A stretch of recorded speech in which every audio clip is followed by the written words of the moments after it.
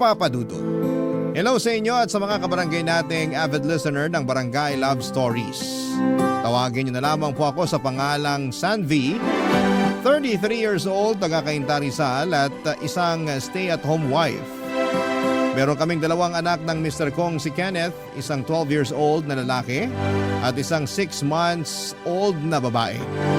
Nagtatrabaho sa isang private company sa Pasig ang asawa ko, samantalang ako naman ay nag-aalaga ng mga anak namin. Pero ngayong papalapit na ang Pasko, ang pinagkakabalahan ko ay ang pagko-customize ng mga pandekораsyong Christmas tree na gawa sa fuzzy wires. Nagsimula lang yon sa hobby hanggang sa naisipan ko na ring ibenta. Marami kasing nagagandahan at nagsasabi sa akin na talentado raw ako. Kaya naman naging inspirasyon ko yon para inegosyo ang hobby ko. Bagay na nakakatulong namang pandagdag sa aming mga gastusin sa bahay. Mabuti na lamang dahil suportado ako ng mister ko, kaya naman masaya ko. Naisip ko na siguro ang pagkakaroon ng mabuting asawa at buong pamilya ang gantimpala ko matapos kong pagdaanan ang masalimuot na karanasan sa dati kong kinakasama na siyang tatay ng panganay ko.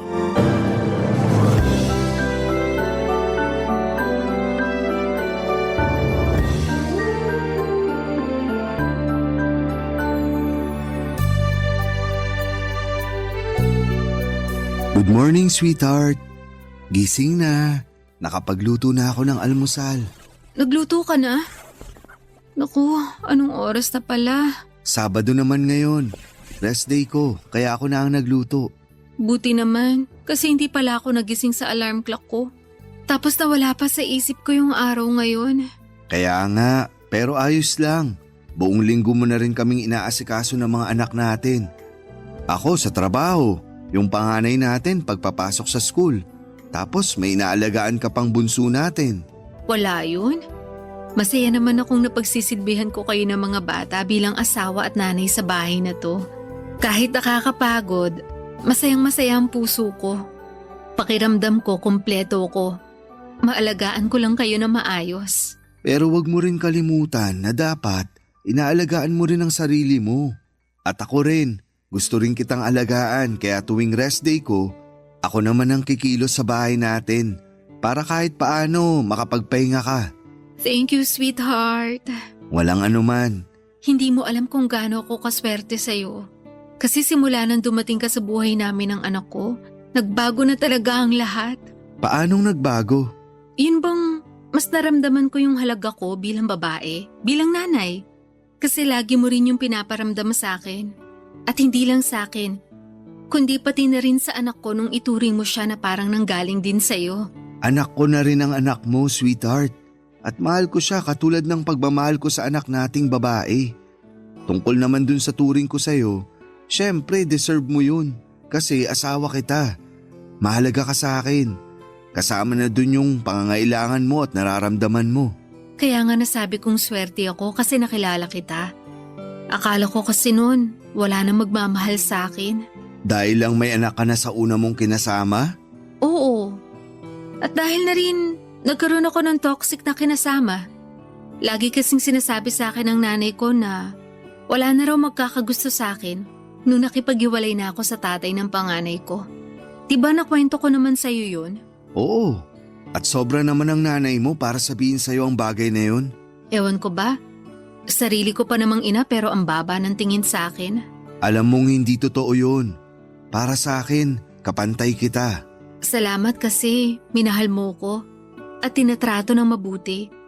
Kaya nga pangako ko, gagawin ko ang lahat para maging mas maayos tong pamilya natin. At gagawin ko rin ang lahat para maging mabuting padre de pamilya. Itataguyod ko kayo ng mga anak natin hanggang sa uling hininga ko. Katulad nung sinumpaan ko sa altar nung pinakasalan kita. Oo, naalala ko na iyak ka pa nga nun habang sinasabi yung vow mo. Sino ba namang hindi maiiyak? Napakasalan ko na yung babaeng mahal na mahal ko. Oh, ikaw masyado mo akong pinapakilig ngayong umaga. Hindi lang kita ngayong umaga pakikiligin, kundi araw-araw. Naku, ang mister ko talagang napakagwapo sa lahat. At ang misis kong bolera. Sinong bolera? Hindi ako bolera. Nagsasabi lang ako ng totoo. Alam ko naman yun. Binibiro lang kita. Pero tara na. Kasi baka lumamig na yung almusal natin. Nagluto pa naman ako ng paborito mong tapsilog. At sakto kumakalam na ang sikmura ko. Ano pang hinihintay natin? Halika na para makapag-almusal na tayo. Tulog pa naman si baby kaya makakakain tayo ng tuloy-tuloy. Mga padudod, hindi lang ako swerte sa asawa kong si Kenneth kundi mapalad ako. Nagkakilala kami sa isang church service at nagkapalagayan ng loob. Pero bago yon, may dati na akong kinakasama na siyang tatay ng panganay kong lalaki. Sa kanya ko naranasan na pisikalin at abusuhin sa pamamagitan ng mga salita. Hindi ko siya magawang hiwalayan noon dahil tinanim ng nanay ko sa isipan ko na kasalanan ko kaya laging nagagalit sa akin ang dati kong kinakasama. Pero sadyang mainitin talaga ang ulo niya at sinusulsulan ang nanay ko para kampihan siya. Ang hirap lalo na at wala akong trabaho noon at nakatira pa kami sa poder ng nanay ko. Noong nagkalakas ako ng loob na makipaghiwalay sa kanya ay humingi ako ng tulong sa tiyaheng kong nasa Binangonan, Rizal. Ipinasok niya ako ng trabaho sa kakilala niyang naghahanap ng tindera sa bakery habang siya naman ang tumitingin sa anak kong 3 taong gulang ng mga panahong yon. Hindi nagtagal, nakaipon ako para may taguyod ang anak ko kahit na mag-isa lamang ako. Tapos ay doon ko nabalitaan na inatake sa puso ang dati kong kinakasama at namatay. Taong 2023 na magkakilala kami ni Kenneth at pagkalipas ng 4 na buwan ay nagpakasal na kami. Bagay na noong unang nalaman ng nanay ko ay hindi niya ikinatuwa. Pero nitong August 2024 lang ay nagsabi ang nanay ko na makikituloy muna sa bahay namin mag-asawa para magbakasyon. Taga-Pasig kasi sila ng kinakasama niya at umuwi raw ito sa probinsya nila sa Ilocos Norte dahil namatay ang nanay nito. Ayaw ko sanang pumayag dahil hindi maayos ang relasyon namin sa isa't isa ng nanay ko pero kinumbinsi ako ng asawa ko na baka pagkakataon na yon upang magkasundo kami. Sa huli pinagbakasyon na nga namin ng ilang araw si Nanay Dolores sa bahay namin para makasama naman niya ang kanyang mga apo.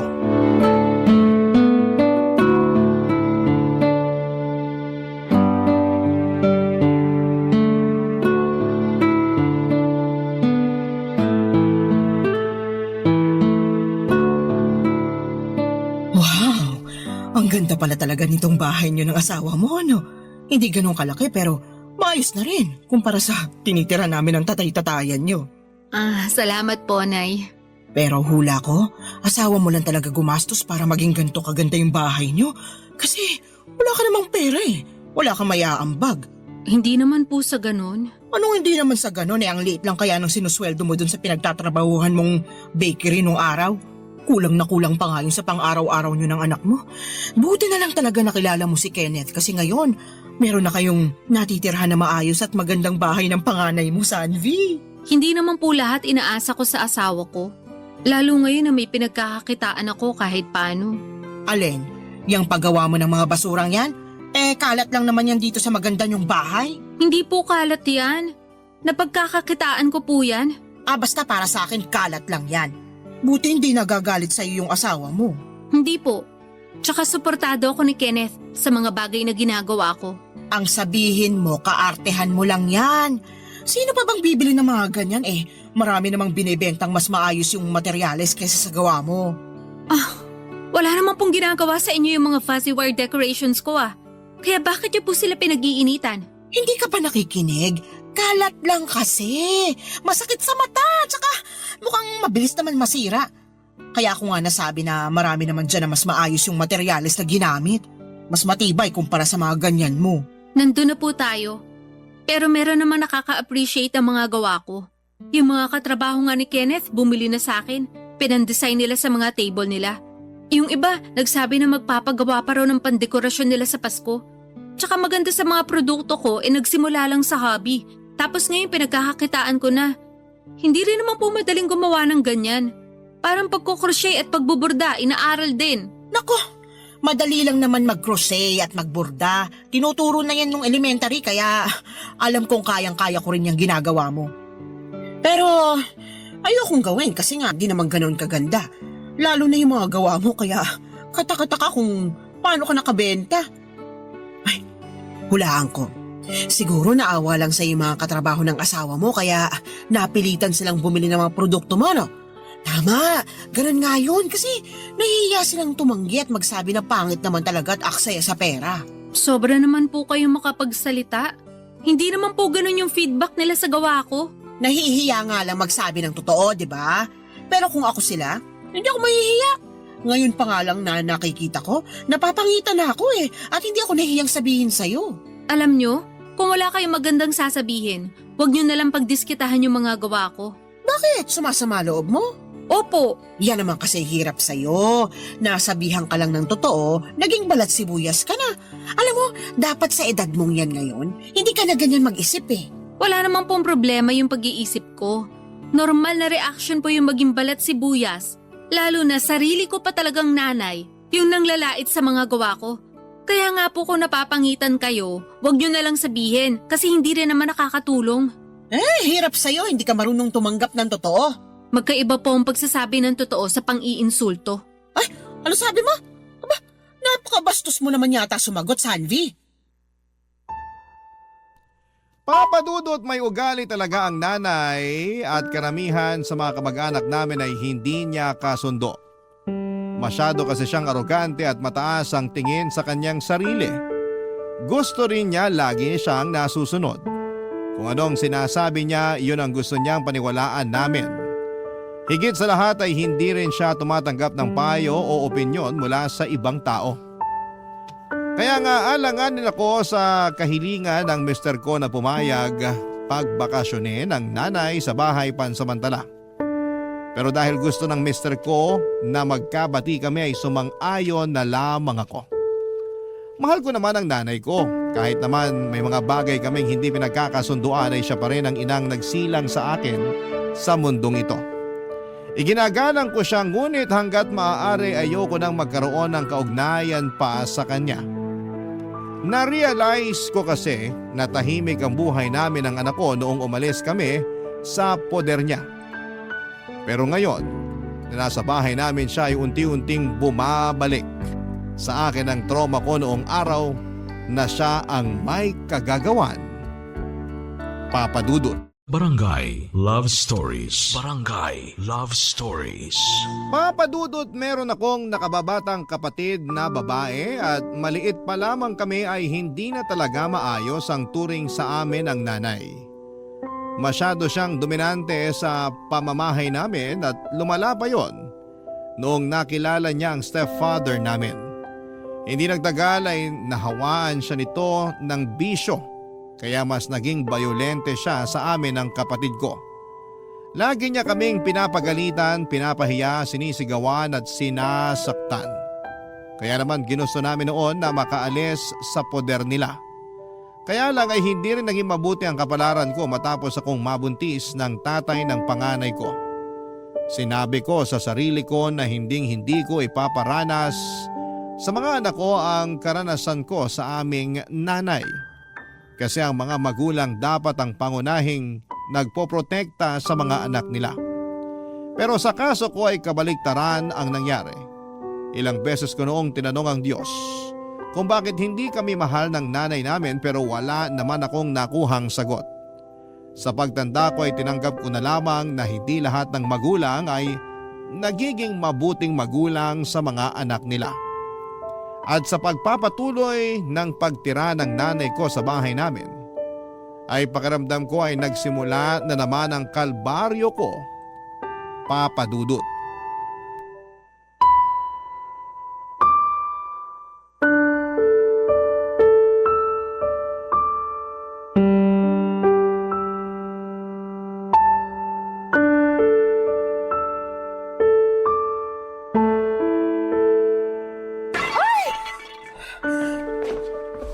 Nay, ano pa nangyari? Tinatanong mo pa nakita mo nang nabasag tong vase, di ba? Hala, Regalo po sa akin yan ng biyanan ko. Ano naman ngayon? Ayos lang yan, mabasag kasi pangit naman. Anong ayos lang kasi pangit naman? Hindi ba kayo nakikinig?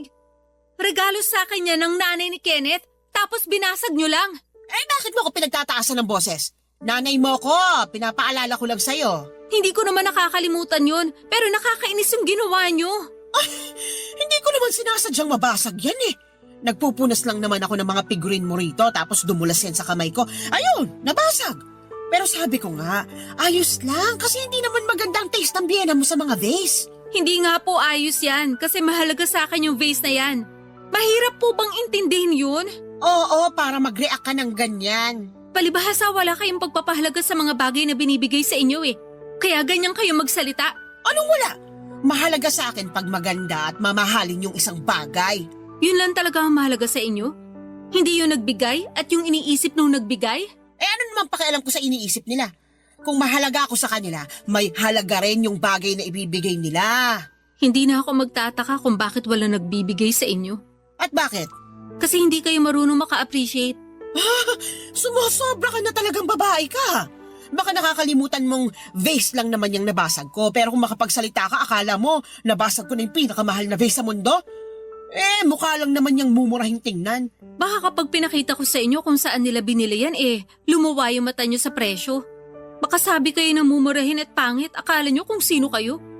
Siguro kung nagsorry na lang kayo nung nabasag nyo, baka mapatawad ko pa kayo. Kaso hindi Nagmalaki pa kayo at ang insulto ng regalo ng iba. Hindi yun pang-iinsulto, pagsasabi lang ng totoo. Ilang beses ko na po bang sinabi na kapag hindi maganda yung sasabihin nyo, wag na lang kayo magsalita. Kasi nakakasakit kayo ng damdamin. Tapos pag nasaktan nyo yung tao, sasabihin nyo balat sibuyas. Ewan ko sa inyo, Nay. Para kayong walang damdamin. Mahalaga lang sa inyo yung nararamdaman nyo. Ay nako, hindi ka na nga nagpasalamat sa paglilinis ko rito sa bahay nyo. Nakuha mo pa akong pagsalitaan ng ganyan? Wala kang respeto. Kayo nga hindi nagsorry nung nabasag nyo yung regalo sa akin ng biyanan ko. Nilait-lait nyo pa. Nakakainis naman. Wala rin palang kwenta yung pagkukusa akong maglinis kung hindi rin ako makakatanggap ng pakonsuelo man lang sa'yo. Tsaka na nga, ikaw na rin maglinis ng nabasag na vase at magtuloy ng ginagawa ko. Napakawalang utang na loob mo. Kahit kailan talaga ang tigas ng ulo ng nanay ko. Papadudot, hindi naman marumi ang bahay namin para linisin ni nanay. Pero na-appreciate ko naman yung ginawa niya maliban na lamang noong nabasag na niya ang vase na regalo sa akin ng biyanan ko. Tapos ay hindi pa maganda ang mga naging komento niya rito imbes na humingi ng dispensa. Bukod doon ay hindi pa doon natatapos yung insidente na nakabasag si nanay ng mga display kong figurine at vase sa bahay namin. Marami pa siyang nabasag pero sa tuwing nangyayari yon, siya pa ang mas galit sa akin. Kung ano-ano mga sinasabi niya na masakit sa kalooban. Magkahalong lungkot at frustration ang nararamdaman ko ng mga panahong yon dahil mahalaga sa akin ang mga gamit na nabasag o nasira niya. Tapos akala mo ay kung sino siyang may-ari ng bahay namin kung umasta. Hindi nga nagtagal ay nakahalata na si Kenneth sa pagiging frustrated ko. Kaya naman tinanong niya kung kumusta kami ng nanay ko. Doon ko sinabi sa kanya ang katotohanan na hindi kami nagiging mabuti at mukhang mali ang desisyon niyang pagbakasyonin sa bahay ang nanay ko. Hindi ko na nga napigilang umiyak noong nagsumbong ako sa asawa ko at sa awa niya sa akin ay siya na mismo ang kumausap sa nanay ko.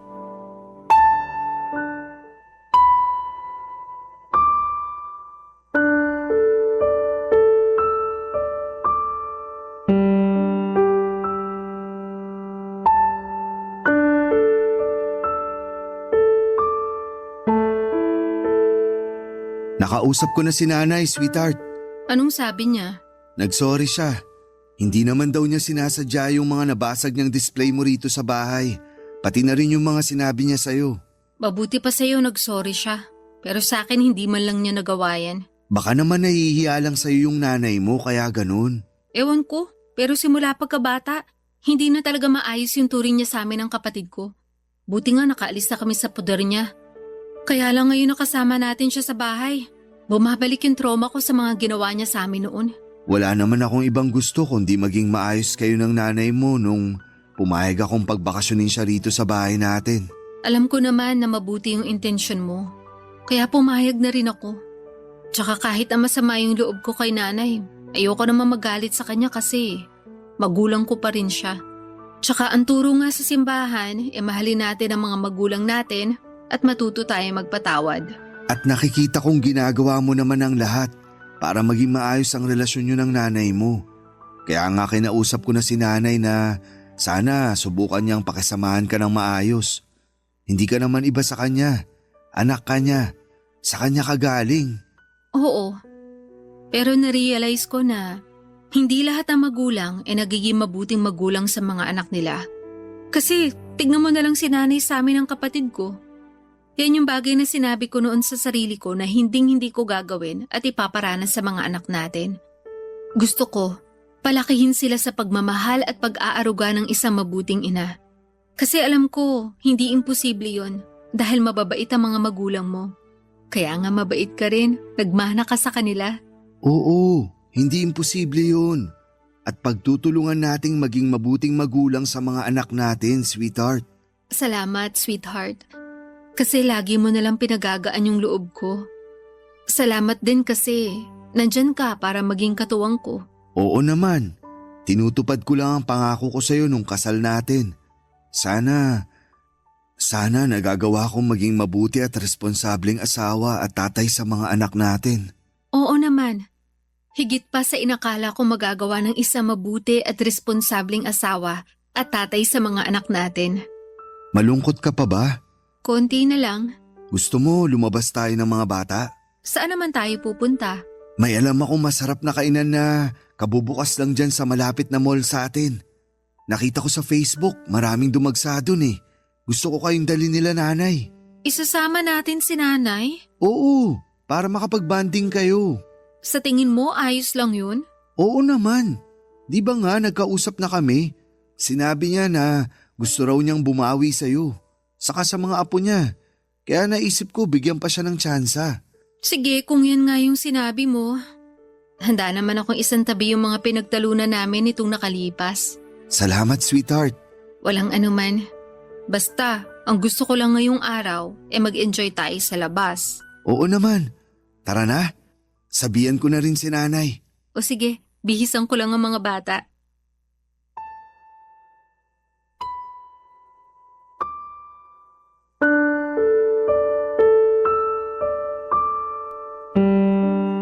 Papadudot maawain sa mga matatanda ang asawa ko. Kumpara sa akin ay maayos ang pamilyang kinalakhan niya. Hindi lang siya ang tumatanggap sa akin noon kahit na may anak na ako sa una kundi maging ang parents niya. Hindi ako nakakarinig ng negatibong salita mula sa kanya at maging sa kanyang pamilya at pantayang pagmamahal na ibinibigay nila sa mga anak ko. Sa katunayan ay close sa kanila ang panganay ko, bagay na kinakatuwa ko ng husto. Kaya nga alam ko na madaling lumambot ang puso ni Kenneth sa pagpapaawa ng nanay ko. Pero naisip kong bigyan pa ng isa pang pagkakataon si nanay gayong kinausap naman siya ng asawa ko. Saka ayoko ring magalit ng husto sa kanya. Wala yon sa bokabularyo ko at hindi ako yung klase ng tao na mapagtanim ng sama ng loob. Lalo na't alam kong hindi yon magbubunga ng maganda. Papadudot, isa pa ay ayokong pamarisan ako ng mga anak ko na nakikitang hindi maganda ang trato sa sarili kong ina. Barangay Love Stories. Barangay Love Stories. Papadudot, akala ko ay magiging maayos na ang ugali ni nanay matapos siyang kausapin ni Kenneth, pero pagkalipas lamang ng isang araw ay bumalik na naman ang pagiging dominante niya.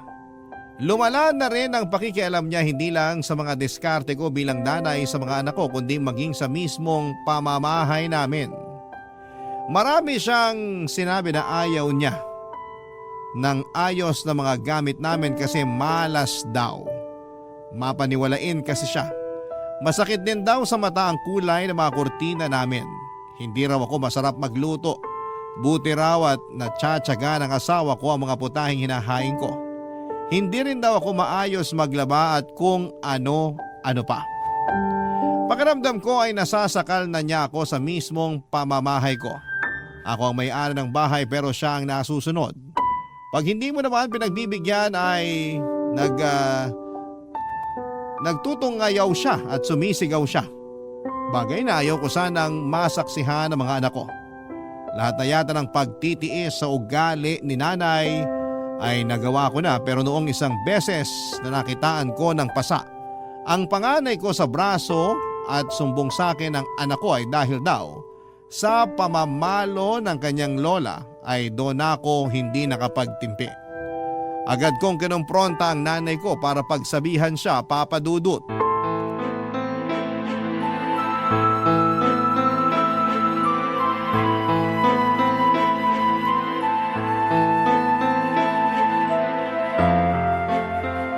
Nay, bakit niyo naman po pinalo yung anak ko? Nagpasa po yung braso niya eh. Talaga? Sinabi ng anak mo na pinalo ko raw siya? Opo, hindi naman po magsisinungaling yung anak ko eh. Malay mo. Marunong na pala siyang magsinungaling at mag-imbento kaya kung ano-ano na lang yung sinusumbong niya sa'yo. Tapos ikaw, ewan ko ba naman sa'yo kasi naniniwala ka agad. Gusto niyo iharap ko sa inyo yung anak ko? Para magkaalaman na kung sino talaga nagsasabi ng totoo sa inyo? Hindi mo na kailangan gawin yon. Bibigyan mo pa ng trauma yung anak mo. Anong klaseng ina ka? Kayo ang anong klase ng ina kasi sa ginagawa niyong yan, kayo ang nagbibigay ng trauma sa anak ko. Aba, nananahimik ako rito ah. Yang anak mo yung pasaway kaya pinagsabihan ko lang. Hindi pa rin nakinig kaya napalo ko na. Hirap kasi sa'yo. Masyado mong pinalaking sutil kaya napakatigas na ng ulo. Hindi totoo yan. Mabait ang anak ko. Akala mo lang yun. Pero hindi pa rin sapat na dahilan yon para saktan niyo siya. Tapos nagpasa pa yung braso ng bata. Ano na lang sasabihin ko kay Kenneth pag nagtanong? Sabihin mo nadapa kasi malikot. At tinuruan niyo pa talaga ako magsinungaling? Alam nga namang isumbong mo ko nanay mo ko. Nanay ko nga kayo. Pero kahit kailan, hindi niyo naman kami tinuring na anak ng kapatid ko. Kaya nga hindi nakatakataka na hindi niya na kayo kinakausap. Pare-pareho lang kayong walang utang na loob ng kapatid mong yon. Kung ayaw niya akong kausapin, mas ayaw ko rin siyang makausap. Ang hirap kasi sa inyo hindi kayo marunong makisama. Hindi rin kayo marunong tumanggap ng pagkakamali nyo. Kaya nilalayuan kayo ng mga kamag-anak natin eh. Lalo na ng mga anak nyo. Maswerte nga kayo kasi pumayag ako magbakasyon kayo dito sa bahay. Umaasa kasi ako na magbabago pa rin kayo. Pero mukhang yun ang pinakamaling desisyon na nagawa ko sa buhay ko. Hoy, Sanvi! Ano bang pinagmamalaki mo? Wala naman, di ba? Ito bang bahay niyo kamo? Sa asawa mo naman to, hindi naman sa'yo. Alam ko na siya yung kumumbinsi sa'yo na pumayag na magbakasyon ako rito. Ibig sabihin, siya talaga yung may gusto at sapat na yun sa akin. Wala na akong pakialam kung pumayag ka man o hindi. Kahit na ano pang sabihin nyo, ako ang asawa. At may karapatan ako sa kung sino ang gusto naming patirahin sa pamamahay namin. Kung gano'n pinapaalis mo na ako? Wala po akong sinabing ganyan. Pero kung uulitin nyo pa yung ginawa nyo sa anak ko, hindi na ako magdadalawang isip na palayasin kayo. Napakasama mo! Makakarating sa iba nating kamag-anak na plano mo akong paalisin sa bahay niyo. Di sabihin nyo, kilala naman nila kayong masama yung ugali. Kaya tignan na lang natin kung sinong paniwalaan at kampehan nila. Alam mo sana, hindi na lang kita pinanganak sa mundo kung sasagot-sagutin mo lang ako ng ganyan. Sana nga hindi nyo na lang ako pinanganak. O sana, hindi na lang kayo naging magulang namin. Bastos! Walang wada! Kayo po ang bastos at walang modo. Papadudot na iyak na lamang ako ng mga panahong yon matapos ang sagutan namin ni nanay. Hindi maaalis sa isipan ko ang mga masasakit din na salitang sinabi niya sa akin at damay na nga po doon pati ang mga anak ko. Bigla tuloy nagbalik ang alaala ng nakaraan noong mga panahong mga bata pa lamang kami ng kapatid ko at nasa poder pa nila kami ng stepfather ko. Unti-unti akong nagkaroon ng sama ng loob sa kanya. Galit at hinanakit at mas nadagdagan lamang yon dahil sa ginawa niya sa anak ko. Hindi nagtagal ay natuklasan ko na rin na hindi lang sinasaktan ni nanay ang panganay ko. Iniinsulto niya rin po ito at pinagsasabihan na anak sa labas. Hindi ko alam kung anong klaseng elemento ng kasamaan ang sumanib sa kanya para magawa ang ganong bagay sa sarili niyang apo. Pero isa lang ang sigurado, hindi ligtas ang mga anak ko hanggat kasama namin siya sa iisang bubong papadudot.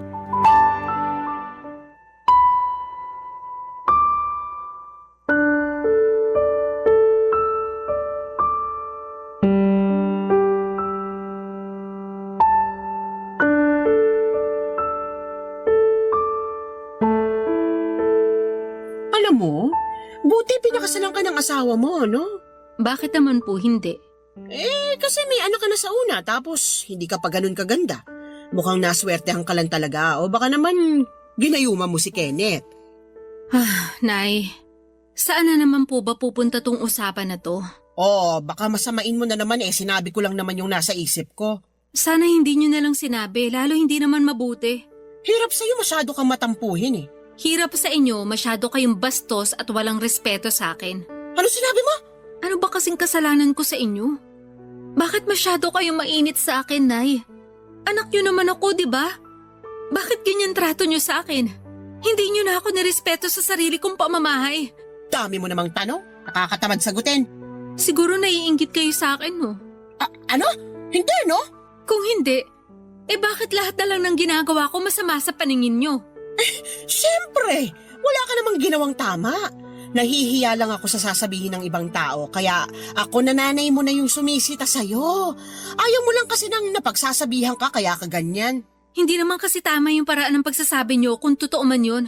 Nakakasama kayo ng loob, nakakatroma. At hindi lang ako yung pinagsasabihan nyo na masakit. Kasi pati na rin yung panganay ko, dinamay nyo na. Tama lang naman na pinagsabihan ko siyang anak sa labas, kasi yun naman ang totoo Hindi yun totoo. Kahit hindi ko kadugo ang panganay ng asawa ko, hindi ko siya kahit kailan tinawag at tinuring na anak sa labas.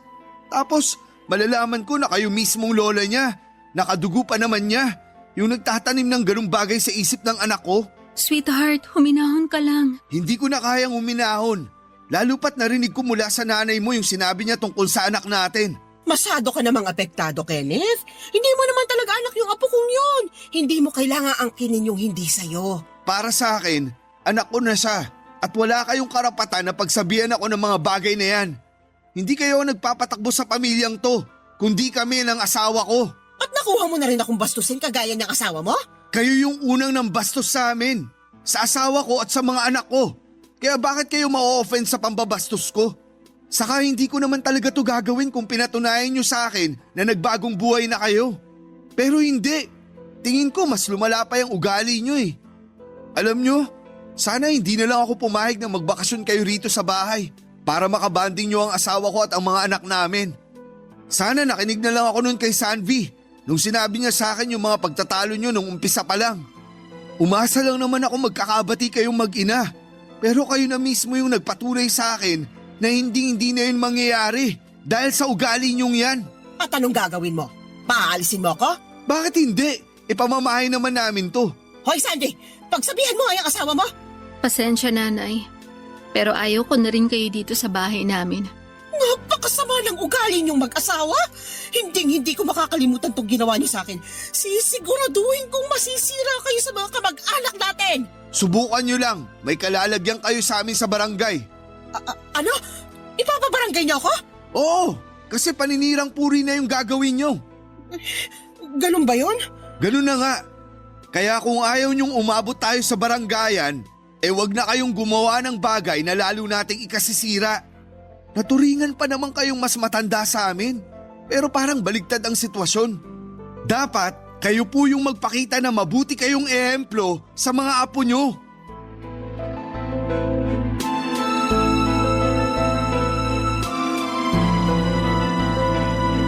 Papadudot, wala na ako nasabi ng mga panahong yon. Hinayaan ko na lamang na maglitanya si Kenneth para malaman ng nanay ko na sumosobra na siya. Tiwala naman ako sa mister ko na sa kabila ng galit niya ay kaya pa rin niyang kontrolin ang mga sinasabi niya. Sa kaayos na rin na malaman ni nanay na seryoso kami at hindi kami natutuwa sa mga ginagawa niya. Sa huli ay huminahon din kami ni Kenneth at pinag-isipan ang balak naming pagpapaalis kay nanay. Pero noong sumunod na araw ay siya na ang kusang nag-alsa balutan at napaaga rin ang pagbalik ng stepfather ko galing Ilocos Norte. Pagkaalis ni nanay sa bahay ay nakahinga agad ako ng maluwag. Para po ako nabunutan ng tinik sa lalamunan at pakiramdam ko ay makakakilos na ako ng maayos sa sarili naming pamamahay. Huwag naman sanang masamain ang mga kabarangay natin ito pero mahal ko pa rin ang nanay ko. Kaya lang, ayoko na siyang makasama ulit sa bahay namin lalo na at hindi pa rin siya nagbabago. Kawawa kasi ang mga anak ko pati na rin ang mental health ko. Sa kasalukuyan ay hindi naman ako nagsasawang manalangin sa Diyos na sana po ay hipuin ng mapagkalingan niyang kamay ang puso ng nanay ko para naman bumait-bait na ito. Kapag nangyari yon ay nakahanda naman akong patawarin siya. Hanggang dito na lamang po ang sulat ko, Papa Dudut, at sana'y mapili po ninyong i-ere sa programa ninyong Barangay Love Stories and thank you in advance.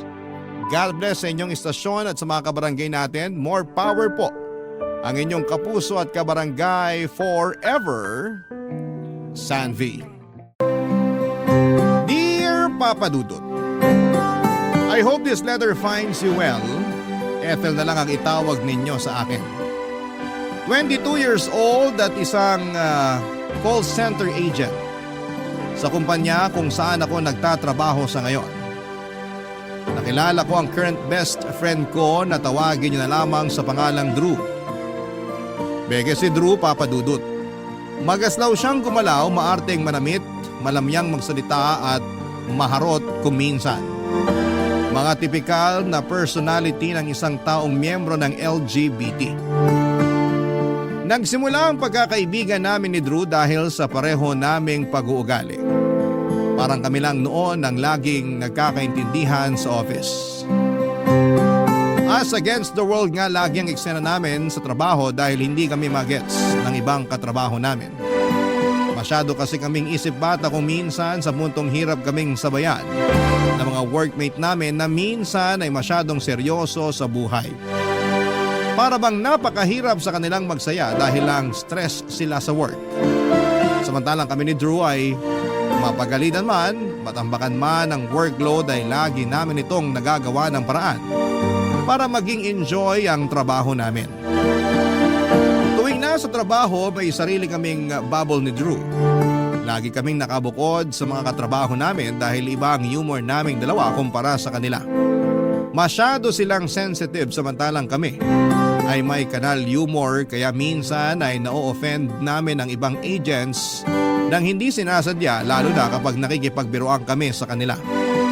At sa pagtagal nga ng panahon, natuto na lamang kaming mag-self-isolate during breaks para hindi na lumawak pa ang listahan ng mga taong naiirita sa aming dalawa. Hindi kasi nila matanggap ang pagiging balahura namin, Papa Dudut.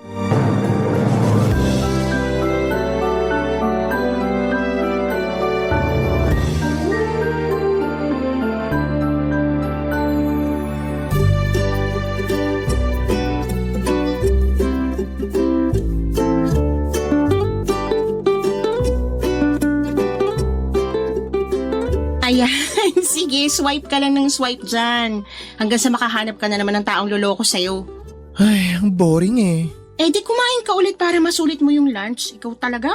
Ang hilig mong maghanap ng boylet sa dating apps. Di ka na natuto? Alam mo naman dito ako sa office natin maghanap. Eh, ang syosyongit ng mga tao rito, no? Hoy, baka marinig ka dyan. Di na nga tayo bet ng mga katrabaho natin. Dadagdagan mo pang kasalanan natin sa kanila. Sa true lang tayo, B. Naalala ko na naman yung eksena last month, yung inaway ka ni Ed. Kasi raw sinisilipan mo siya habang nagbibihis. Yung lalaking yon napaka-GGSS talaga. Eh wala namang maganda sa pagmumukha niya. Anong sisilipin ko sa kanya? Yung tiyan niya mukhang 4 na buwang buntis? Feeling naman niya pinagnanasaan ko siya mukha naman siyang pinaglihi sa sama ng loob. Tche? Sira ulo ka talaga. Mabuti na lang wala na yun dito. Dahil pang bagyo sa sobrang hangin ng taong yun eh. Ay, may nakamatch na ako. Talaga? Patingin, cute ba? Malamang. Imamatch ko ba kung hindi? Alam mo naman kung ano yung taste ko eh. Oh, tinan mo. Ay, bet! Pero 5'4" lang siya. Di ba mas gusto mo na matangkad? Tsaka, kailan ka pa nagkagusto sa mga moreno? May soft spot ako sa mga moreno, basta wag lang mukhang maasim. Itong nakamatch ko, disente naman tingnan. Tsaka mukhang mabango. I-message mo na, dali! Nagmamadali te. Eto na nga, oh. May message ko na. Hey, how are you? Ang boring mo namang mag-first move. Siyempre dapat pa-demure muna tayo. Dapat sunggab agad. Ayahin mo na agad makipag-meet, ganun. Tapos, serial killer pala, no? Mamaya nasa headline na ako ng 24 oras. Bakla natagpo ang patay matapos makipag-meet sa lalaking nakilala sa dating app. Gaga, sabi mo mukhang disente tapos gagawin mong killer? Ay, ate ko, wag ka. Kung sino pa yung mga pogi, sila pa yung mga serial killer. Take for example, sina Ted Bundy, sina Jeffrey Dahmer. Sasarap nila pero literal na mapupunta ka talaga sa langit kapag na-meet mo sila.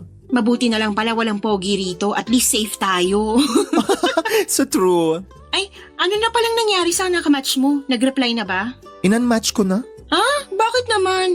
Jeje mag-type eh. Nung tinanong ko kung anong ginagawa niya, sabi, kumain daw. Yung U niya nagiging O, tapos yung I nagiging E.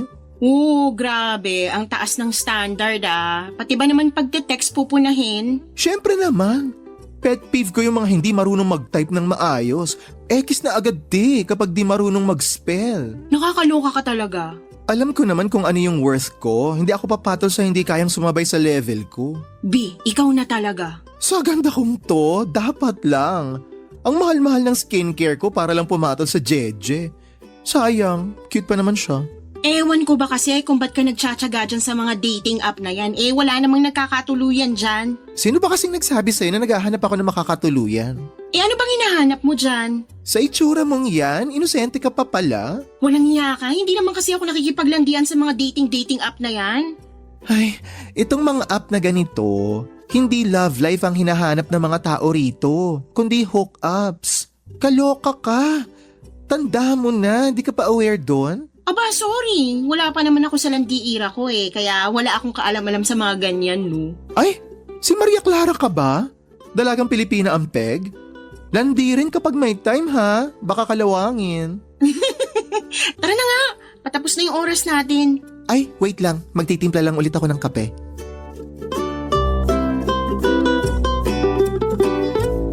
Papadudod si Drew ang bumubuhay sa malamlam kong mundo. Siya ang dahilan kung bakit lagi akong excited na pumasok sa trabaho. Sa bahay kasi puro negative energy lang ang natatanggap ko doon. May kuya akong batugan na 5 taon nang walang trabaho at ginawa ng propesyon ang pagiging tambay. Ang tatay ko naman na naging 6 o'clock habit na ang pag-inom ng alak ay laging binubungangaan ng nanay ko na dala-dala na yata ang sama ng loob ng buong mundo.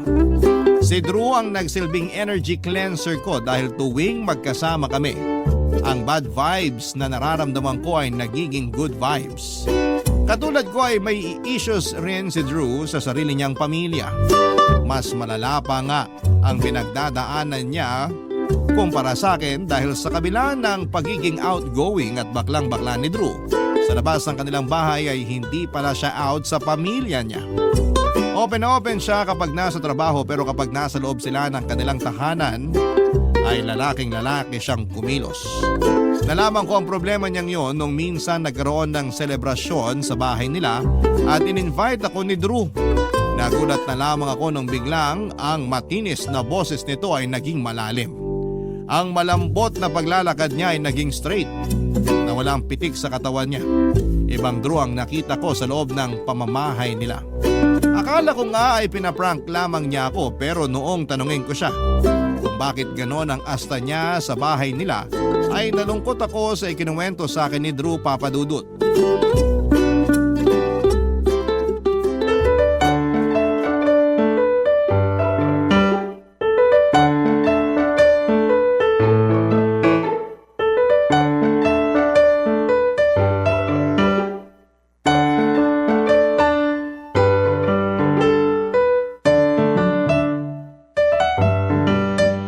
Halika na, Ethel. Ihatid na kita sa sakayan. Wow, gentleman. Wag na. Kaya ko naman maglakad mag-isa, no?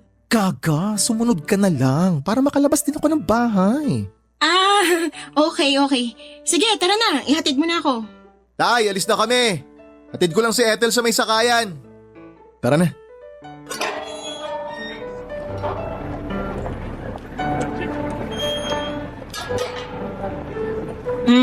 So, pwede mo na bang i-explain kung anong nangyari? Oh my gosh!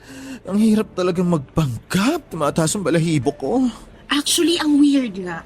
Ako rin tinataasan ng balahibo nung nakita kitang lalaki gumalaw at magsalita. Akala ko nasanibang ka na ng masamang spirito. Bakit? Ba't ganun? Ganun talaga ako sa bahay. At bakit naman? Hindi ka ba out sa pamilya mo? Hindi pa. Oh my gosh, legit? Landi-landi mo sa labas tapos di ka pa pala naglaladad sa pamilya mo? Hindi naman kasi ganun kadali yun. Hindi ba nila tanggap kapag nalaman nilang Becky Bells ka? Hindi. Eh di sana matagal ko nang sinabi sa kanila kung totoong tanggap nila ako, di ba? Utak te, gamitin. Kaloko ka naman. Modern age na pero marami pa rin close-minded talaga. Hindi mo ba tinry na mag-open up sa kanila tungkol sa sexuality mo? Never kong gagawin yun. Ano, forever ka na lang magpapanggap hanggang sa mamatay ka? Kung alam mo lang kung anong nangyari sa akin noon, sure ako na pati ikaw matatakot din mag-out kung ikaw man ang nasa lugar ko. Ano bang nangyari? Nung bata kasi ako, alam ko na talagang bakla ako. 8 years old pa lang ata ako noon nung nagkaroon ako ng gay awakening. Paano mo naman na-realize na Becky ka? Crush na crush ko kasi noon si Dennis Trillo sa Mulawin. Nagpapanggap nga akong si Alwina noon eh. In fairness bata pa lang marunong ka ng pumili. O tapos, Siyempre, pasikreto ko lang ginagawa yung mga kalandian ko noon. Kapag walang tao sa bahay, yung kumot namin, ginagawa kong gown. Tapos yung tuwalya, ginagawa kong wig. Tapos one time, may isang araw noon no, na habang rumarampa ako sa sala, ala Miss Universe, nakasuot ako noon ng kumot na nakatali sa katawan ko. Tapos may tuwalya ako sa ulo na kunwari buhok ko. Tapos biglang dumating si Pudra Kels. tapos anong ginawa niya? Eh syempre nagalit ang lolo mo. Para akong bigas na binuhat ng tatay ko palabas ng bahay. Yung tuwalya ko sa ulo, ibinusal niya sa bibig ko. Cry lalo ako ng malalay nung time na yon, ate ko. Akala ko mamamatay na ako eh. Alam mo kung anong ginawa niya? Ano? Kinuha niya yung walis tambo na nakakalat sa labas, tapos ipinalo-palo sa puwet ko. Yung hawakan ng pinamalo niya ha, di ba ang tigas nun? Grabe! But wait, there's more. Binantaan pa niya ako na kapag nakita raw niya akong ulit na ganon, yung kumot na suot ko, ipantatali niya raw sa akin yun. Ibibitin niya ako sa puno ng akasya. Ay, ang lala ng trauma ko nung araw na yun, Ti. Oh, tapos hindi mo na inulit yung nangyari. Eh syempre hindi na. Ayoko maging parol na nakabitin sa puno ng akasya, no? Kita mo naman si tatay, tsura pa lang no, nakakatakot na. Lalo pag nagalit pa. Kaya naman pala mas lalaki ka pa kung lalaki kung gumalaw kanina sa bahay niyo. Nag-transform ka talaga from malanding Drew to siga na Drew. Pasalamat ka, hindi kita binakla kanina. Sinabihan naman kita kanina na mag-behave ka habang nasa bahay, di ba? Oo, pero hindi mo sinabi na aasta ka ng straight. Akala ko naman alam na ng pamilya mo na bading ka. Now you know. Now I know. O siya, umuwi ka na. Mag-ingat ka. Teka, akala ko ba ihahatid mo ko? Matanda ka na, kaya mo na yan. May pupuntahan pa ako. Bakla ka talaga ng taon. O sige na, babay na. Message mo na lang ako kapag nakauwi ka na, ha? Sige. Nakakalungkot lang dahil kung gaano kasaya at kabait si Drew sa labas ay kabaligtaran naman ito ang buhay niya sa loob ng kanilang pamamahay. Tuwing umuwi siya ay para siyang naglalagay ng maskara para maitago ang totoong pagkatao niya. Ang kwento nga sa akin ni Drew ay dalawa ang Facebook na gamit niya. May isang account siyang gamit para sa pamilya, kamag-anak at kapitbahay niya. Doon ay straight siya. Ang second account naman ito ang gamit niya para sa mga kabadingan niya. Para naman yon sa mga kaibigan niya na nakakaalam ng tunay niyang sikreto. Ang sabi sa akin ni Drew ay minsan na raw niyang sinubukang mag-out sa nanay niya. Kumpara kasi sa tatay niya ay mas maunawain ang nanay niya. Pero not disappoint si Drew Dahil instead na suportahan siya ay sinabihan lamang siya ng sarili niyang ina na itago na lamang ang nararamdaman niya dahil magagalit daw ang tatay niya. 4 silang magkakapatid at pawang lalaki silang lahat. Tanging si Drew lang ang kakaiba. 27 years old na siya pero natatakot pa rin siya sa mga magulang niya dahil ayaw daw niyang ma-disappoint sa kanya ang mga magulang niya. Nasasaktan nga raw siya tuwing naririnig niya mula sa mga magulang at mga kapatid niya ang pagiging homophobic nila. Para sa kanila ay salot daw ang mga bading. Walang ambag sa lipunan at puro kabalastugan lang daw ang alam na gawin. Kahit gaano niya kagustong ipagtanggol ang sangkabaklaan, natatakot naman siyang magsalita, Papa Dudut.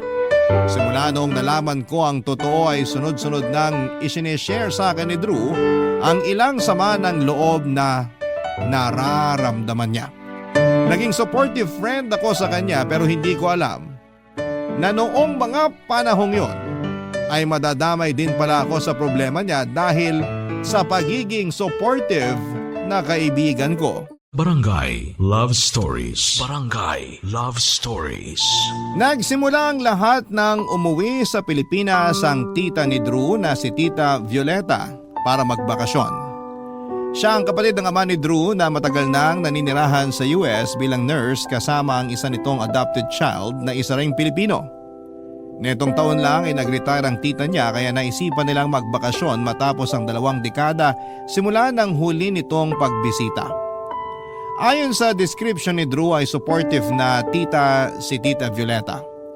Mas open-minded siya kung ikukumpara sa tatay nito dahil na rin siguro sa nakagisnan niyang kultura sa ibang bansa. Malawak ang pangunawa niya at hindi judgmental dahil marunong siyang umintindi sa mga sitwasyon na pinagdaraanan ng mga taong nasa paligid niya. Para kay Drew, si Tita Violeta na siguro ang pinakamaayos niyang kamag-anak. 65 years old na siya pero kung mag-isip ay napaka-modern. Madali lang siyang nakakapag-adjust sa mga pagbabago sa mundo. Kaya naman nakakasabay pa rin siya sa trip ng kabataan. Para siyang cool tita na hindi nagpapahuli sa mga latest trend. Inggit na inggit nga si Drew sa pinsan niya dahil meron siyang ina na chill lamang. Nagagawa ng pinsan niya ang lahat ng gusto niya dahil hindi siya binibigyan ng limitation ng kanyang ina. Samantalang si Drew ay nakatali ang mga kamay niya at ang kasiyahan niya ay nakabase sa mga magulang niya. Kaso nga lang sa pagdating ni Tita Violeta sa Pinas, hindi ko inaasahan na malaki din palang magiging parte ko sa pag-uwi nito.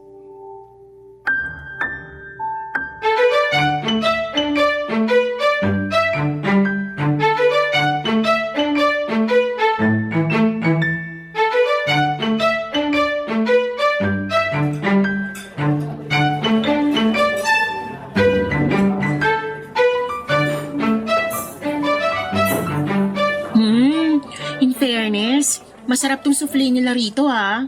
Diba? Local shop lang sila pero daig pa nila yung mga big name. Salamat pala sa palibre. Once in a blue moon lang mangyari to pero worth it naman. Ano pa lang meron at bigla ka ng libre? Nagbago na bang ihip ng hangin? Mabait ka na ba ngayon? Saan mo tinago yung mga sungay mo? Ay, hindi yan libre, B. May kapalit yung kinakain mo. Anong akala mo? Sabi na eh. Ano na naman yon? Ipapasabak mo na naman ba ako sa boylet mong di mo bet? Hindi, may ipapagawa ko sa'yo ngayon. Eh ano? Gusto ko na magpanggap ka bilang girlfriend ko. Ano? Tama ba yung narinig ko? Gagawin mo akong girlfriend mo? Magpapanggap lang tayong magjowa. Kung makareact ka naman ng OA ha? Ano na namang gulo tong pinasok mo? Hindi to gulo. Ganito kasi yun. Uuwi kasi yung tita ko na galing States. Oo. Nabanggit mo nga yan sa akin. Unang gabi pa lang nagpainom agad si ante. Manginginom yun ng kabataan niya kaya kahit na may jet lag, naglabas agad ng hard na may inom. Nakipag-inuman ka sa kanya? Hindi lang ako kundi buong barangay pinainom niya. Siyempre ayoko rin naman maging bastos kaya kahit di ko bet, hinarap ko si tita sa inuman. O tapos, ano nangyari? So heto na nga.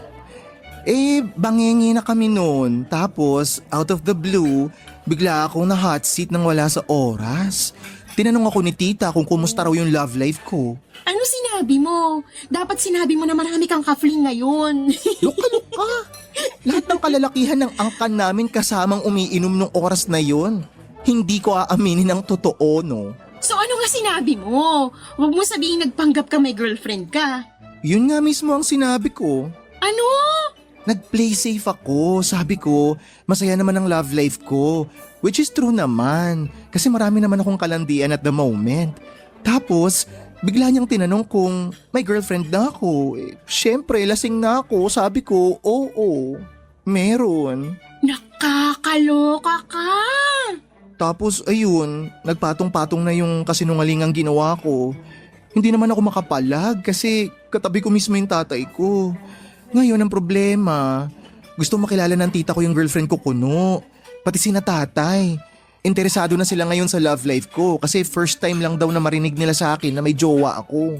So ngayon, akong naisip mo na magpanggap bilang girlfriend mo. Wala naman akong iba pang maisip na pwedeng gumanap noon kundi ikaw lang. Ba't mo kasi sinabing may girlfriend ka? Hindi ko alam. Bangingi na nga, di ba? Tsaka lasing na rin silang lahat noon.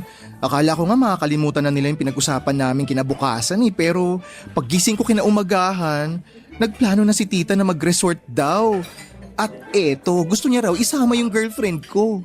My gosh, Drew, pati ako gagawin mo sinungaling, kaloka. Tapos off-lay lang ibabayad mo sa akin. Isipin mo na lang, down payment lang yan.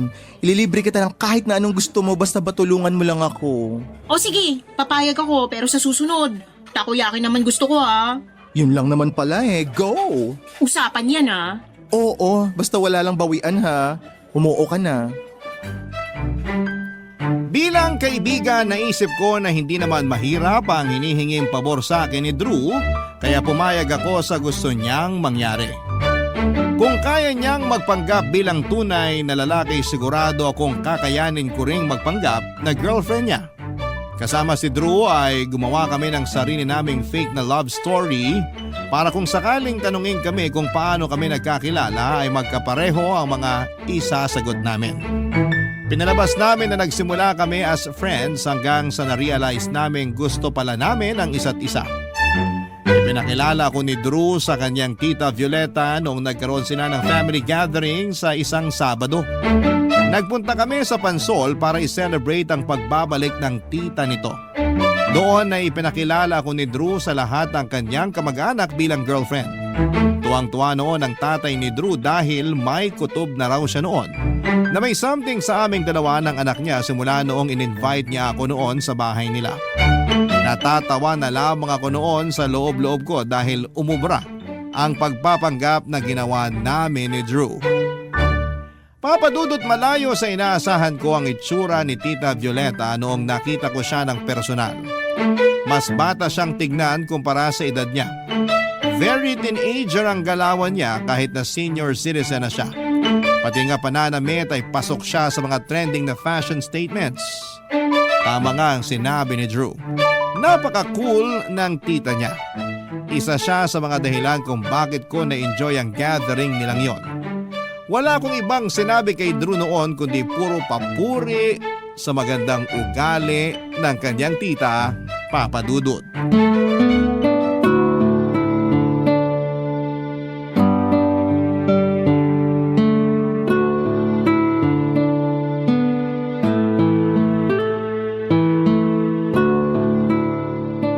Ethel, okay ka lang? Oo, inaayos ko lang tong gamit ko para ready to go na kapag umuwi na tayo. Pasensya ka na sa kakulitan ng mga kamag-anak ko Tuwang-tuwa lang yung mga yun kasi may bago silang mukhang nakita. Wala yun. Enjoy nga kasi hindi ko naman naranasan sa pamilya namin yung ganitong kasaya na bonding.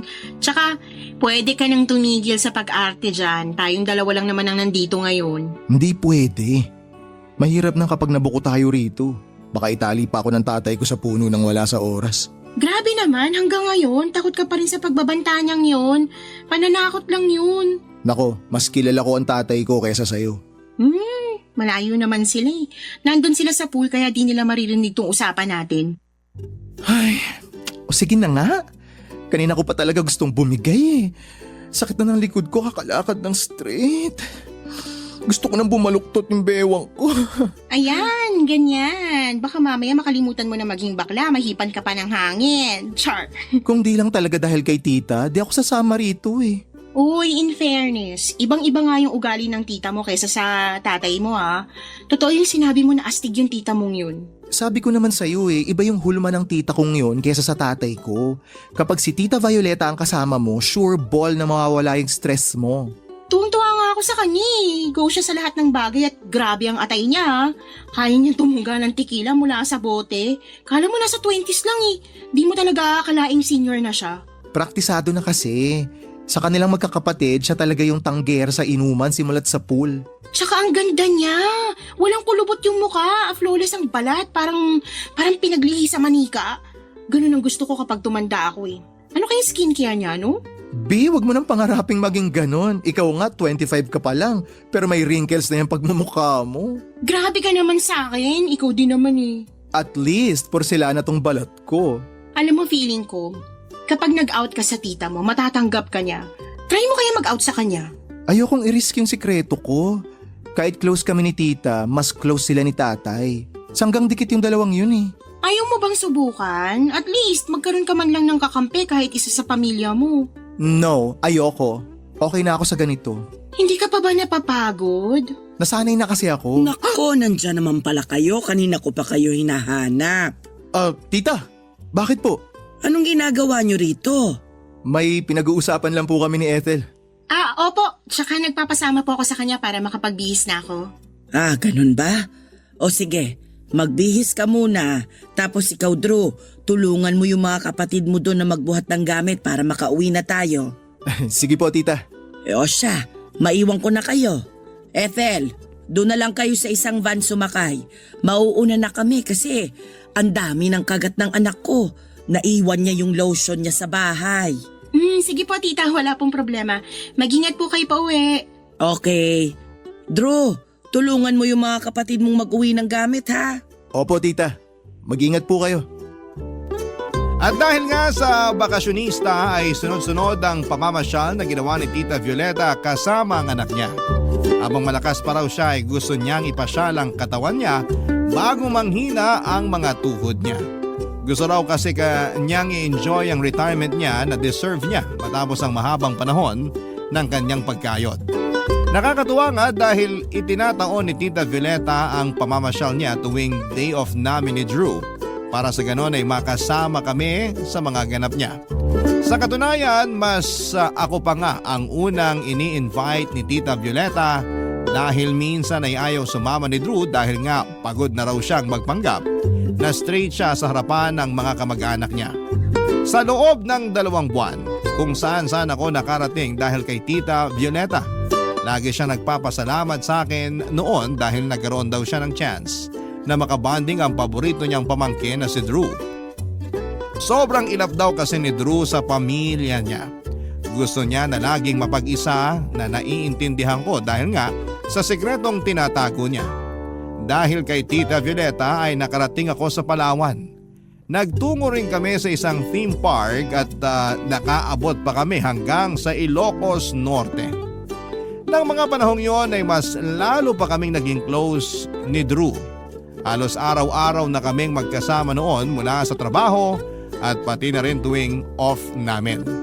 Pero ang hindi ko po inaasahan, ang pagpapanggap na ginagawa namin ni Drew ay unti-unti na palang nagkakalaman.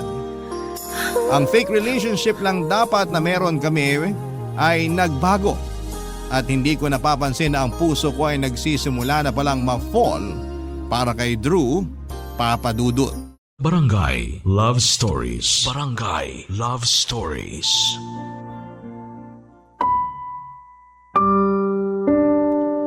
Papadudot, daig pa namin ni Drew ang Best Actor at Best Actress sa naging pag-arte namin bilang magkasintahan noon. Sa sobrang galing na ipinamalas sa naming acting ay maging ako ay napaniwala na boyfriend ko nga si Drew noong time na yon. Paano ba naman kasi mas sweet pa kami sa asukal kung umasta sa harapan ng pamilya niya. Nagsusubuan kami ng pagkain, laging magka-holding hands kapag naglalakad at may times na nagyayakapan pa kami. Lahat ng gestures na ginagawa ng isang boyfriend ay ginagawa sa akin ni Drew for the show. Nakakamangha nga dahil tuwing kasama ko si Drew sa harapan ng kanyang pamilya ay wala ka talagang bahid ng kabadingan na makikita sa kanya. Napaka-manly niyang kung gumalaw.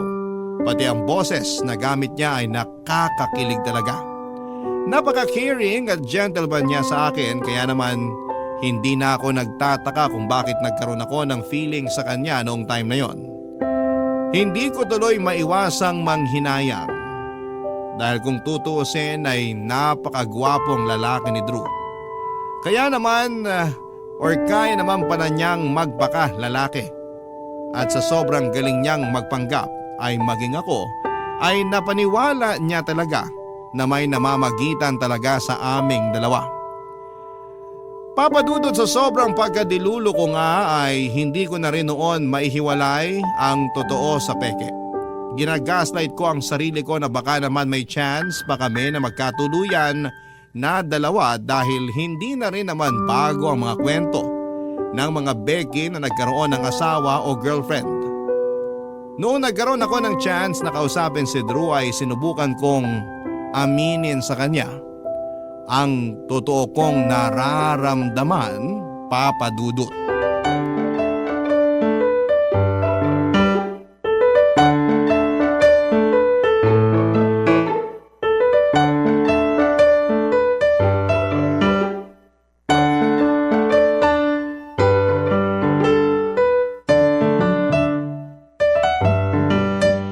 Nakapag-impake ka na ng mga gamit mo? Para saan? Hindi ka ba minessage ni Tita Violeta? Di ba alis na tayo sa Sabado? Ay, oo nga pala. Hindi pa ako nakapag-ayos ng gamit. Hindi ko pa nga nalalaban yung mga damit ko na dinala ko nung nagpunta tayo sa Palawan eh. Magpa-laundry ka na lang. Grabe ang tita mo. Ubusan ng pera talaga ang peg. Ganun talaga yun. Nagpakahirap siya buong buhay niya kaya ngayong matanda na siya, babawi na lang siya sa mga oras na nasayang niya. Laking pasasalamat ko talaga sa kanya. Kundi dahil sa kanya, di ako makakapasyal sa iba't ibang lugar. Mabuti na lang ako napili mong gawing fake girlfriend. Di bale, malapit na rin naman silang umalis. 2 months na lang naman sila rito eh. O pagkatapos nun, pwede na tayong tumigil. Ay, ayaw niya mag-extend? Susme, wag na please. Hindi ko na carry. Sayang naman. Enjoy na enjoy pa naman akong kasama siya. Kaya sulitin mo na hanggat nandito pa siya. Walang kaso yun kay tita. Gagastosan niya ang buong angkan namin kasi marami naman siyang salapi. Tsaka mayaman yung anak niya. May sariling negosyo yun sa States. Sana all. Paampun na lang kaya ako sa kanya. Ay, ayaw niya raw sa mga lukaret na katulad mo. Sira ulo ka talaga. Ay, grabe rin yung 2 buwan ha. Na-touch na ako sa'yo sa totoo lang. What do you mean na-attach? Hypothetical question lang. What if nagkakaroon na pala ako ng feelings para sa'yo? Anong mararamdaman mo? Ew, yuck! Hindi tayo talo no? Makaiyaw naman to. Good catch din naman ako ah. Good catch ka nga. Pareho naman tayo ng gusto. Ano naman mapapala ko sa'yo? Ayaw mo talaga sa babae? No, never. Ayoko ng papaya at mani. Paano yan? May feelings na ako para sa'yo. Ay nako, tigilan mo ako Ethel ha. Huwag mo akong ine-eme-eme dyan. Hindi nga, seryoso ako. Nafo-fall na yata ako sa'yo eh. Huwag ako, please lang. Ay, kilabutan ka naman sa mga pinagsasabi mo. Susme. Nasasanay na kasi ako sa mga ginagawa mo eh. Paano ba naman kasi? Napaka-caring mo sa akin kapag kasama natin pamilya mo. Yung mga gesture mo as fake boyfriend, nakaka-in love. Masisisi mo ba ako kung nagkagusto na ako sa'yo? Kasalanan mo yan. Alam mo naman nagpapanggap lang tayo eh. Tsaka isa pa, kailangan kong gawin yon para hindi tayo mabuko na nagpapanggap lang tayo. Huwag mo masyadong bigyan ng mali siya yung mga ginagawa ko sa'yo. Iniisip ko pala nasusuka na ako eh. Ikaw tsaka ako? Yak! Umamin ka na lang kasi sa pamilya mo para matapos na to. Hindi mangyayari yun. Hindi mo ako mapapaamin sa kanilang lahat kahit ano pang gawin mo. Hindi naman pwedeng ganito ka na lang forever. Paano kung nakahanap ka na ng boyfriend na mamahalin mo ng totoo? Itatago mo siya sa pamilya mo? Oo, bakit? Pwede naman ah. Pwede, pero sino namang taong magkakagusto na gawing sikreto lang ang relasyon nila? Ano siya, gold? Dapat nakatago. Tsaka ako na lang po problemahin yan kapag may jowa na ako. Tsaka bakit ba mas ikaw pa yung problemado kaysa sa akin? Ako yung nahihirapan para sa'yo eh. Problemahin mo na lang yung problema mo at ako nang bahalang problemahin yung mga problema ko.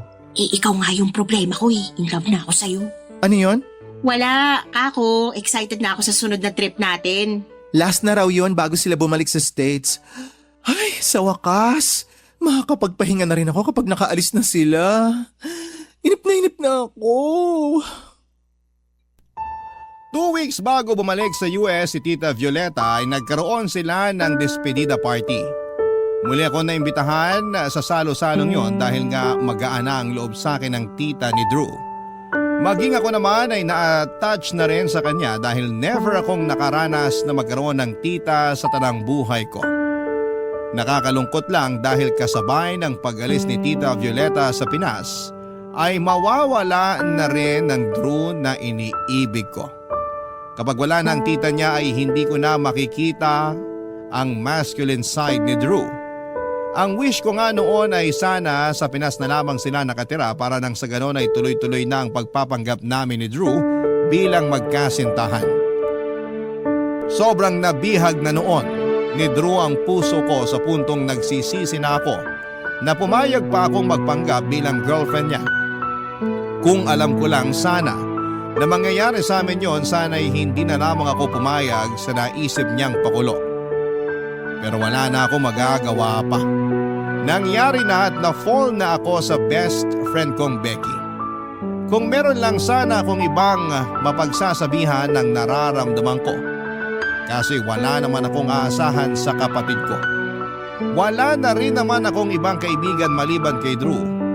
Hindi rin naman ako pwede mag-open up kay Tita Violeta dahil hindi niya alam ang sekreto ng pamangkin niya. Wala akong ibang choice noon kundi ang solohin na lamang ang nararamdaman ko. Matapos ang despedida party, magpapaalam na sana ako kay Tita Violeta nung bigla niya akong tinawag sa kwarto niya. May ibibigay daw siya sa akin. Doon ay nagkaroon kami ng chance na mag-usap na dalawa. Papa Dudut.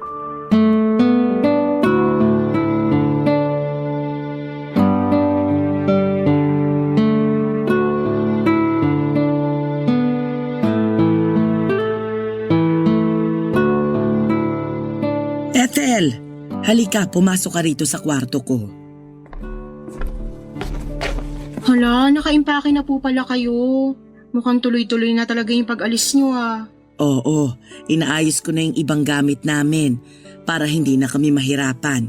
At saka nakaprepare na rin yung mga pasalubong na iuuwi ko sa Amerika. Isang box ang dadalhin ko pa uwi. Bakit nyo po pala ako pinatawag dito sa kwarto nyo? May ibibigay ako sa'yo. Sandali, nasaan na ba yun? Ayun! Tinabi ko to para sa'yo. Ano po yan? Necklace. Ibibigay ko sana to sa nanay ni Drew. Pero naalala kita, kaya itinago ko na lang muna.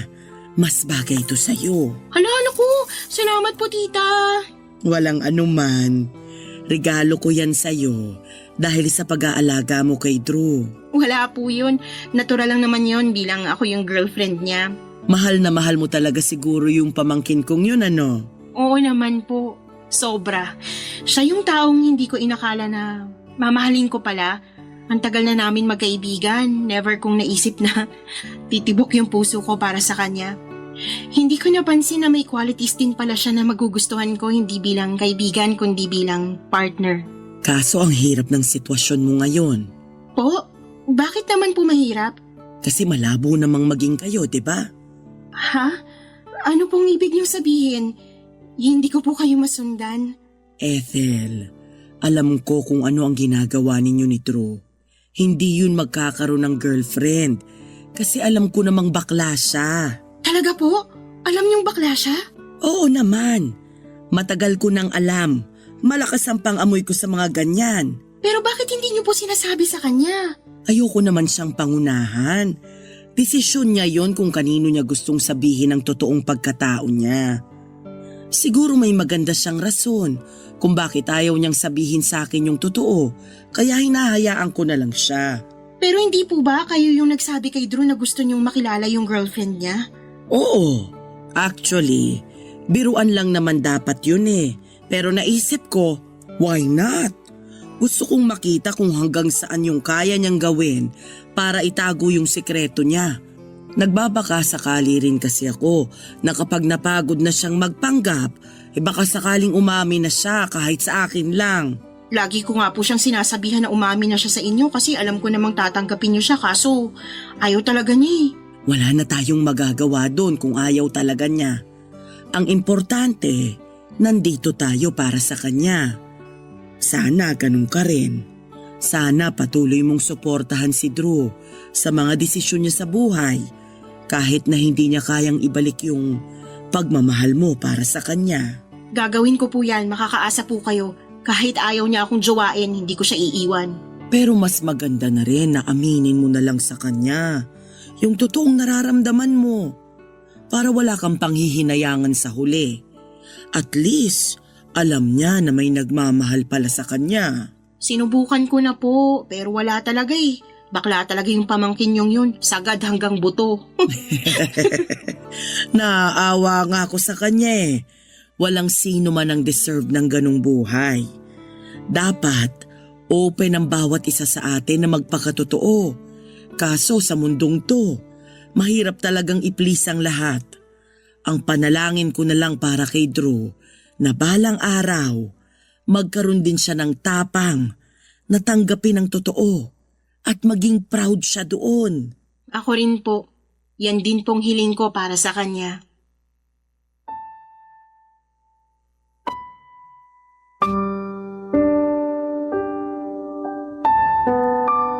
Papadudot, gano'n na nga ang ginawa ko. Muli kong inopen kay Drew ang tungkol sa nararamdaman ko para sa kanya. Nagbabaka sakali akong seryosohin na niya ako pero sa huli, lalaki pa rin daw talaga ang gusto ni Drew. Masakit man para sa akin ang ma-reject, ay tinanggap ko na lamang ang katotohanan na hindi nga talaga kami talo. At bago nga bumalik sa US si Tita Violeta ay binilinan niya ako na bantayan at suportahan ko raw si Drew sa anumang desisyon niya sa buhay.